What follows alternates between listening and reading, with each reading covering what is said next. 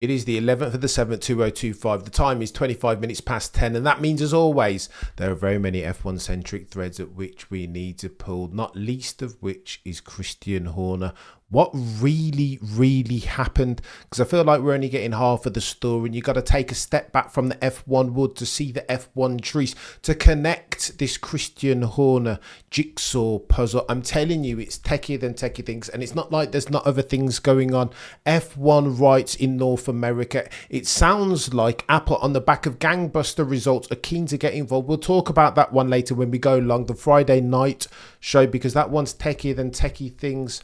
Apple keen to diversify their sports portfolio. But this morning we'll talk about Christian Horner because it's just too chaotic. What's going on with Max? Why did he really leave? What's going on now? Did he leave or was he pushed? Is it contract termination by mutual consent?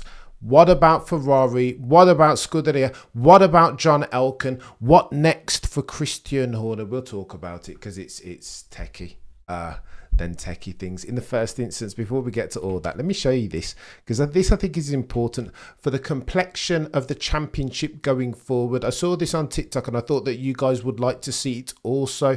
This is somebody at Silverstone filming the true grap, not the edited one, between Messrs Norris and Piastri and Hulkenberg in third place. To say there was a chasm between the two parties is to do this situation a massive disservice. Roll the clip. Norris and Piastri, that. Both of those have gone through. Let's wait until Hulkenberg comes through.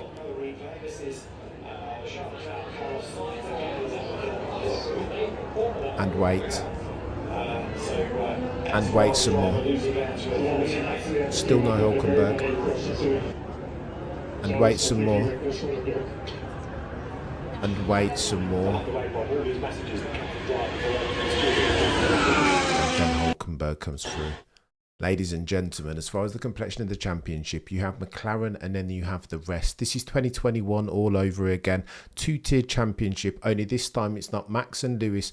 This time it's Lando and Oscar, the McLaren boys, and the rest. That car is nothing if not dominant, and that's ever so slightly a concern, not just for F1, but Liberty Media, attention dollars, trying to desperately grow the sport going forward. Go on then, let's talk about Christian Horner, because 1,000 different people are saying 1,000 different things. The breaking news this week was, of course, that Christian Horner is no longer Red Bull Racing team principal. Oh, the humanity. And why is this of such relevance, such a moment of import? Well, in the first instance, Christian Horner was declarated now, full of accolades. He was the house that Red Bull built. 8 Drivers' Championship, 6 Constructors' Championship, 124 race wins, 107 poles, 287 podiums. Put some respect on that dude's name there. For 2005, they only ever had one Red Bull team principal, did the house that Christian Horner built, and his name was Christian Horner. They've never known anything. This is full Wolf of Wall Street settings, is it not? I'm not leaving. And therefore, this is why this is going to be a paradigm shift for not just Red Bull going forward, but for Formula One. In this stream, I want to talk about the hows and wheres and whys, because it's techier than techie things. I'm telling you, particularly as far as Maximilian Verstappen and the power dynamic going forward. I know we've talked about it ad infinitum in perpetuity already, but more details keep on coming to the fore. Here's what I've learned over the past 24 hours. The Christian Horner has been relieved of all of his operational duties. This is a gardening leave situation, therefore, not dissimilar to what Adrian knew he had to go through. So what does this mean for Christian going forward? Well, per build, and again, all F1 publications are created equally, but some are created more equal than others. Per build, Christian Horner is currently trying to negotiate his way out of his gardening leave so he can hurry up, embark, expedite for his next F1 mission, wherever that may be. Now, word on the F1 curb is that Alpine are in the running. Fabio Briatore knows Christian Horner well. They, of course, want to grow that asset value, if rumour and speculation is to be believed, with a view to one day sell Alpine in the not too distant future. Could Christian Horner help with that? Would there be equity in that conversation potentially? And we know that Christian Horner has wanted to be a team principal come shareholder. That was half the thing, half of the reason why he got himself in the trouble in the first place. Power, dynamic settings. However, Christian Horner said, and again, if we're talking about Ferrari potentially, because it's not just Alpine now, we know that Alcon is a long-time admirer of one Christian Horner, don't we? That they've had negotiations in the past before, and that this might ultimately have cheesed off Charlie Mivija and the Red Bull GmbH owners. That Christian Horner hadn't been managing that very well. They'd been a bit too open and honest with the press and media. This was getting a bit too keeping up with the Kardashians for Red Bull Racing. Let me tell you what I mean. But go on, we'll talk about Ferrari in the first instance. Christian Horner said that he might be interested in Ferrari, but in order to lead that team back to the mountaintop, there are a couple of things that he'll need to do as prerequisites. In the first instance, he'll need to move to Fiorano. He'll need to be at the base. Notorious is Christian Horner for turning up at Milton Keynes the Monday morning after a race weekend, irrespective of where in the world that race was. He is a shower, an industry man, a workaholic. Therefore, of course, he'd need to move to Italy. In the second instance, Christian Horner realises that he'd need to learn Italian. He'd want to be a communicator, a leader from the front, a Caesar at the gate, just as he was for Red Bull Racing. And in order to do that, he'd need to go and learn some Italian. This is where it gets techie. Would Christian Horner want to do all that? Would he want to move to Italy? Really? I'm not so sure. Ladies and gentlemen of the F1 jury. But if we're talking about causation, the reasons why he had to be gone, there are a couple different threads at which we need to pull. In the first instance, we're talking about the power dynamics. We're talking about Charlie Mivija. We're talking potentially about Maximilian Verstappen, Team Verstappen, Jos Verstappen, and Raymond Vermeulen. Here's what the legend that is James Allen has to say about that Maximilian Verstappen potentially holds all the cards going forward about where he's going to end up, what team, whether it's Aston, Mercedes, or even Red Bull. Roll the clip. Such a strong position. He's demonstrated this season that he is, by some margin, the best driver in Formula One. His qualifying lap at Silverstone up against the McLarens was absolutely extraordinary. It was superhuman, and pretty much he's done that throughout the season. He can then survey the landscape, because it may well be that an Adrian Newey designed Honda-powered Aston Martin shows the signs he'd be looking for in 26. Alonso's at the end of his contract. He could go there, or he could go to Mercedes. And why would you not do that if you're holding all the cards as Max Verstappen is? So there you go. That's a legend that is James Allen saying that Maximilian Verstappen should chill out for a year, survey the environment, see what happens on the back of the institution of the new rules and regs next year, and then make a decision. For Max has his pick of the litter. He's been brilliant. Allen describes the British Grand Prix pole lap as almost superhuman. That's the extent to which Maximilian Verstappen is outperforming the car, and that lends itself to Max having his pick of the litter and being able to choose. Does he want to stay at Red Bull Racing with their Red Bull powertrain Ford collaboration? Is that the most likely outcome? Or does he want to go to Aston Martin, sign $1 billion deal? Or does he want to go and win races with Mercedes, who apparently have the upper hand as far as expediting for their powertrain project? Is going to get techier than techie things. I'm telling you, I would sacrifice the racing gods with a humble request for fulfilling the rookie dream team we deserve. Those rookies being Franz Hermann and Alonso. Bloody Nora. Franz Hermann and Alonso. Well, Alonso's told you already that he thinks that it's not the most likely outcome that he will one day in the not too distant future drive with Max Verstappen, that he would be sacrificed at the altar of Lance Stroll. I need some skooma. It's techie. Go on then, let me tell you about this, because I want to talk about the whys of Christian Horner, because we've gone through them already. It was power dynamics. Of course, it had something to do with the misconduct and allegation. F175 though.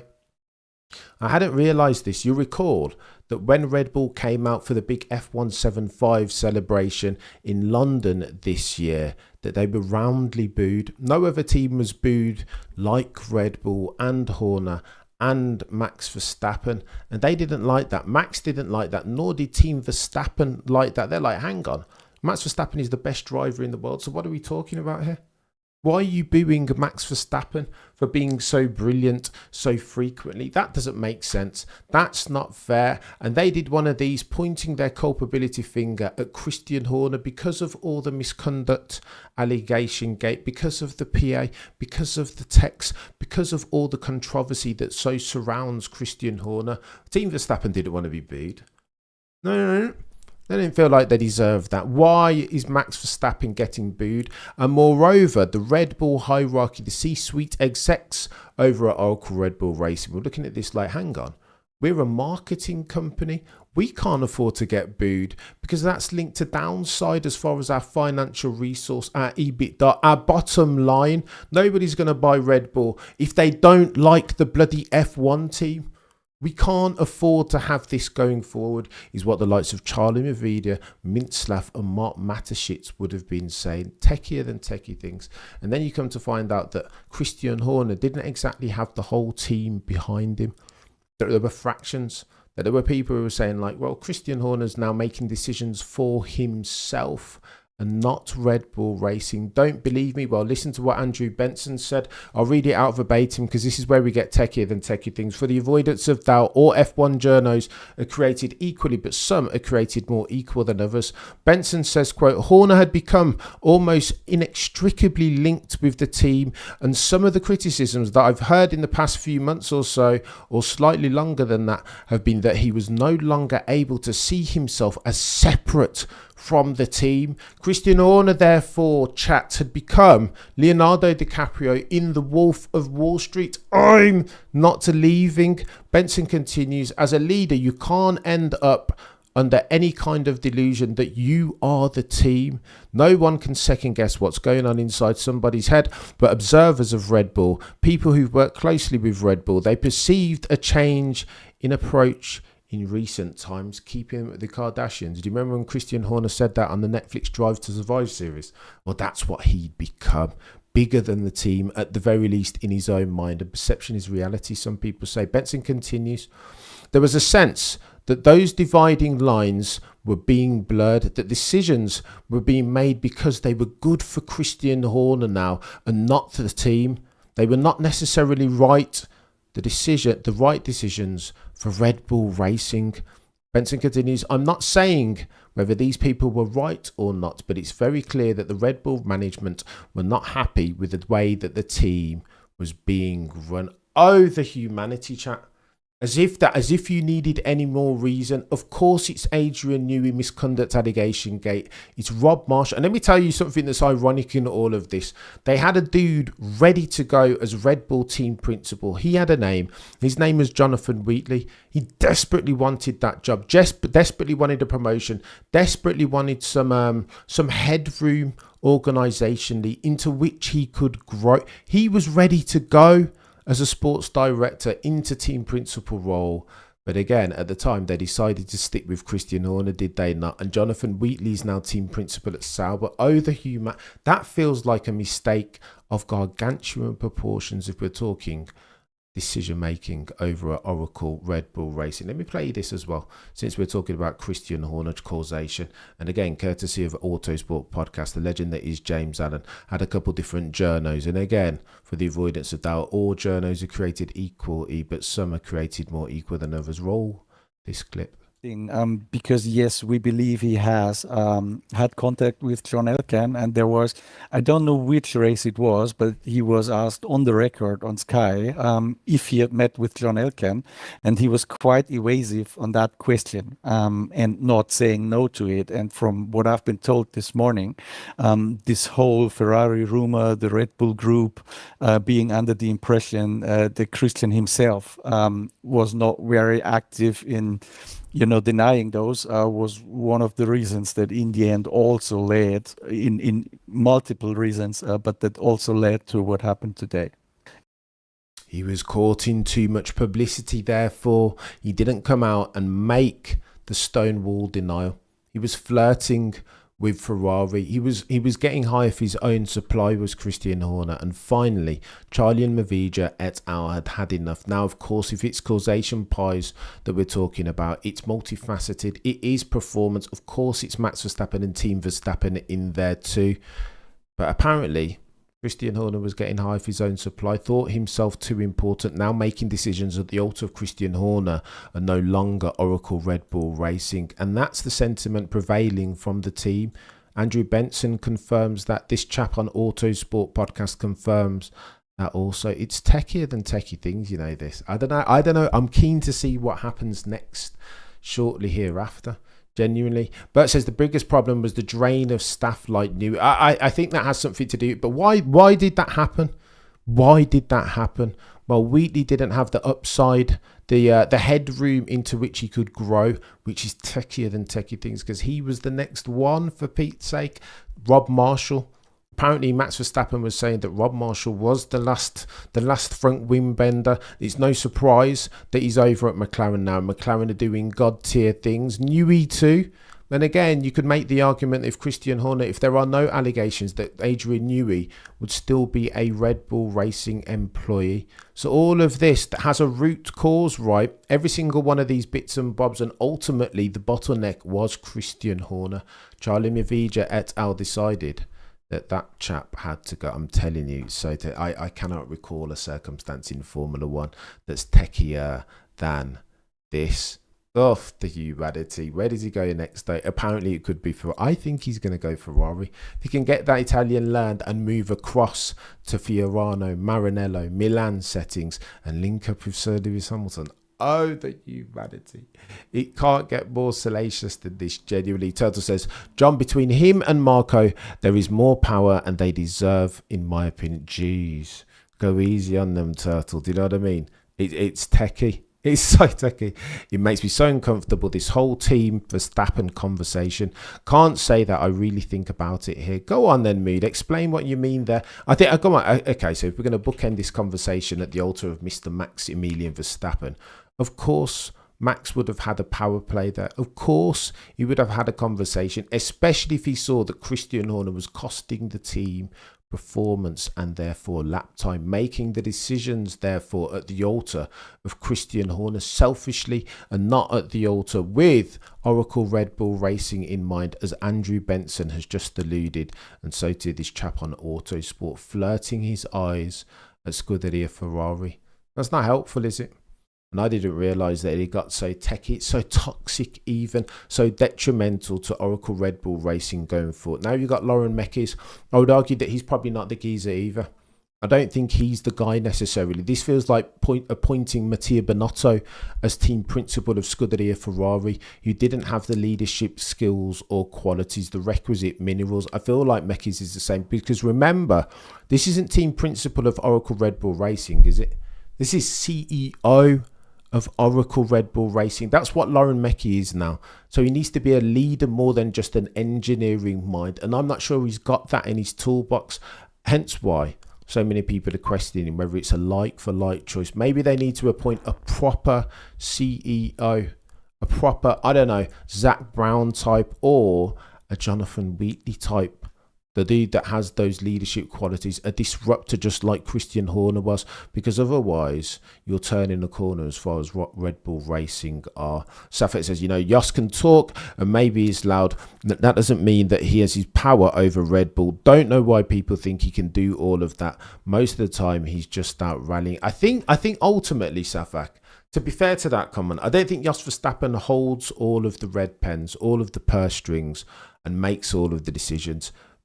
Does he have a say over that? Of course he does, because he's intricately linked to his son. I will never forget last year, in the midst of all of the allegations, the misconduct gate of Christian Horner, when Mohammed Ben Sulayem implored one Maximilian Verstappen to come out and unequivocally, vocally back Christian Horner and stand diametrically opposed to one Jos Verstappen. Max Verstappen said, I'm not doing that. What are you talking about? Yeah, I know team principal Christian Horner needs me in this moment of need, in his trophiest of troughs. But what, you think I'm going to stand diametrically opposed to my dad, the dude who brought me into this world, who brought me into the weird and wacky world of F1, the dude but for whom I wouldn't have a career? You think I'm going to stand and face down him and say anything about him? No, absolutely not. And therein lies the influence of Jos Verstappen. It's not direct, it's vicariously through his son Maximilian Verstappen, who, per James Allen, superhuman effort at the British Grand Prix, holds all of the influential decision-making aces. You got to keep him. I've said it a gazillion times and I will say it again for the avoidance of doubt. The supposition that Max would have pitched to Red Bull Racing and Team Verstappen, more Raymond Vermeulen, his manager, would have read something like this: keep Christian Horner and I go. Sack Christian Horner or diminish his roles and responsibilities at the team and maybe I stay. This isn't Max saying I'm not going to Mercedes now, but has the probability done one of these to these? Absolutely. And Red Bull Racing had to make that decision. It was enforced upon them at the altar of performance or lack thereof.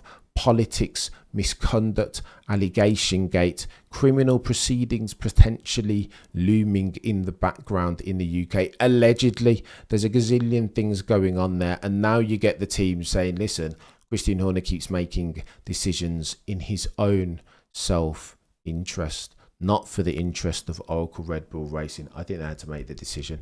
I didn't realise that it was this techie though.